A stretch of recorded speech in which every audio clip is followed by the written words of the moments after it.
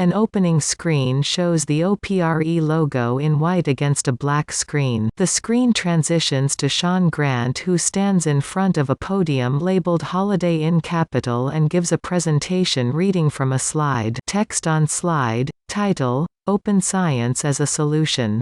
The slide shows a list with 4 bullets. The first bullet says transparent workflows with replication documentation.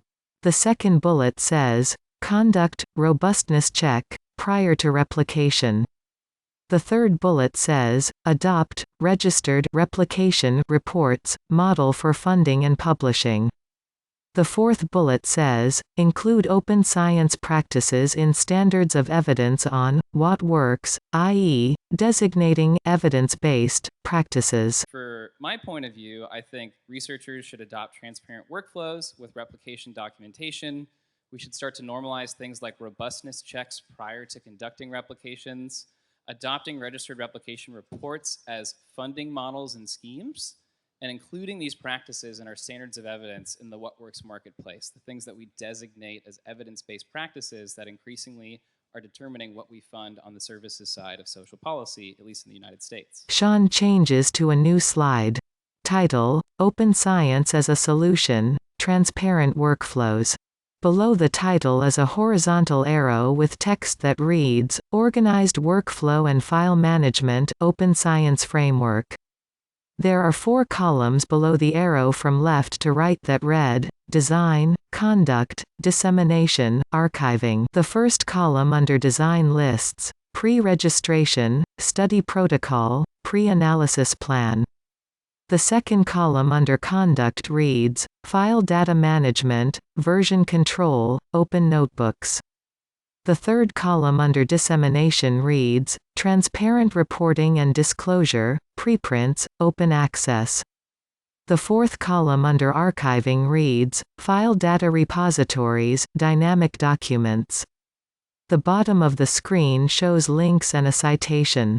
http://www.bitss.org/event-types/institute/.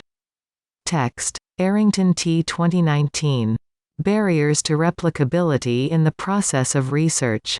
https://osf.io/kpr7u/. So in terms of open science as a solution with transparent workflows, this is what we use for the Berkeley Institute for Transparency in the Social Sciences as our roadmap for the training courses that we lead. And it's basically turning the transparency and openness promotion guidelines, standards for transparency, into actions that researchers can take across their workflow. While you want to think about all these things at the outset, these are the key stages where they come to mind. So think about things like pre-registration at the design stage, which includes your methods protocol and your pre-analysis plan. All of the things we've learned about with managing our data and our files for computational reproducibility, using reporting guidelines to transparently disclose all of the details in our study comprehensively, accurately, and transparently, preprints and open access publication of our outputs, and then appropriate archiving of our files, our data, and ideally dynamic documents like our markdown files if you use R. And all of these things are not just helpful for computational reproducibility, but they're a foundation for conducting replication studies that give us confidence that a lack of replication is due to something like hidden moderators, contextual dependencies, and not because the original study was a false positive that p-hacked its way to publication. Sean changes to a new slide. Slide title, Open Science as a Solution, Replication Documentation, Tier Dress Protocols. On the left side of the screen, a graphic of a folder titled Tier Protocol Documentation contains 4 subfolders titled Original Data, Documents, Analysis Data, and Command Files. The first folder lists original data files and importable data files if necessary. There is a subfolder within it titled Metadata, which lists the metadata guide and supplementary metadata documents if necessary. The Documents folder shows a list reading, the final paper, the data appendix, and the README file. The Analysis Data folder simply lists analysis data files. The command files folder only contains the term command files. On the right side of the screen there is a list with 4 bullets. The first bullet reads, "List of results documentation should reproduce." The second bullet reads, "Information on software and original data." The third bullet reads, "Processed data, command and README files." The fourth bullet reads, "Instructions for replicating." The bottom of the slide shows 2 links. https://www.projecttier.org/tier-protocol. https://www.project-tier.org/tier-protocol/dress-protocol/.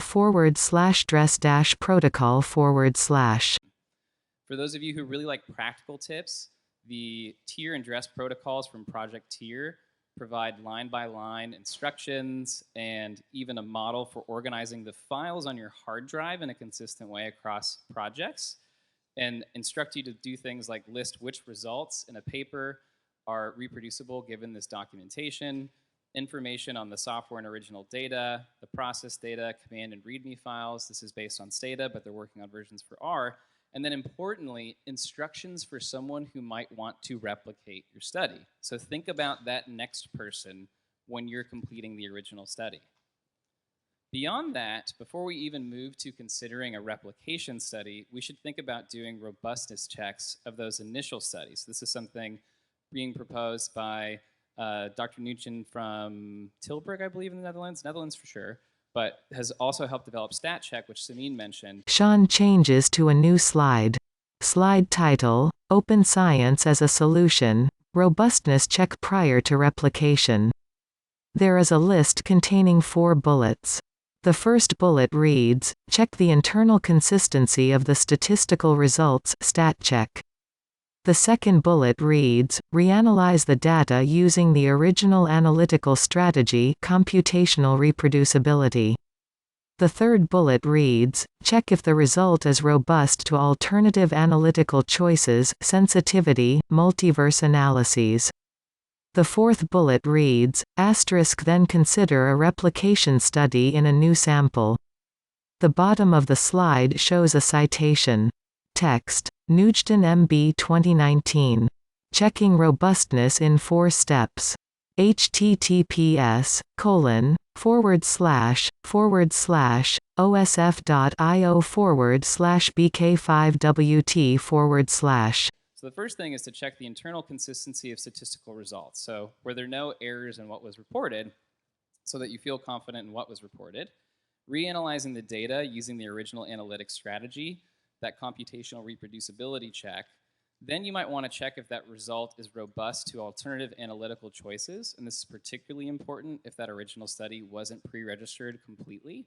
So you might want to do sensitivity checks, and there are even things called multiverse analyses that look at all of the different ways that you could specify an analytic procedure and see the probability of finding certain p-values, or the p-value distribution. Use things like p-uniform and p-check to see if it's likely that a result was cherry-picked. And once you start doing all of these things, you can feel that much more confident that the original result, if it was a positive result in favor of an intervention or a policy, is likely to be a true positive, and then it might be worth discussing investing more resources to conduct a replication study. Sean changes to a new slide. Slide title, Open Science as a Replicability Solution, Registered Replication Reports. There is a flowchart below that reads from left to right. Develop idea, design study, collect and analyze data, write report, publish report. There are 2 arrows pointing upwards below the flowchart. The first arrow is located after design study and reads, Stage 1 peer review. The second arrow is listed after write report reads, Stage 2 peer review. The bottom of the slide shows a citation. Text, https://cos.io.rr/. At which point, you've heard about the registered reports model. It can also be used for replications. So it's the same structure. You develop the idea for the replication study, you design it. There's peer review before you start collecting data. If this is a journal, in principle acceptance at that journal. Once they agree on that methodological protocol, and then once you finish the report, you review the report in light of the approved protocol at stage 1. The closing screen shows the OPRE logo in white against a black screen.